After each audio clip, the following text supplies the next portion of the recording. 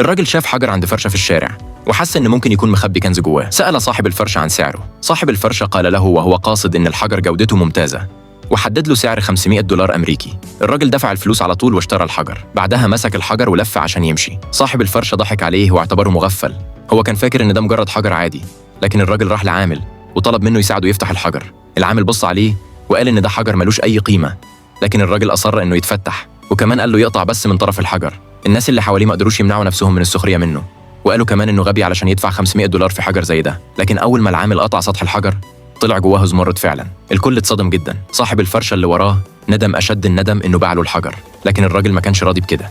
قال للعامل يكمل قطع الحجر. العامل نصحه ما يكملش وقال له لو ما فيش يشم جواه الحجر ده هيبقى ملوش أي قيمة خالص، لكن الراجل أصر يكمل. العامل اضطر ينفذ طلبه ويكمل القطع.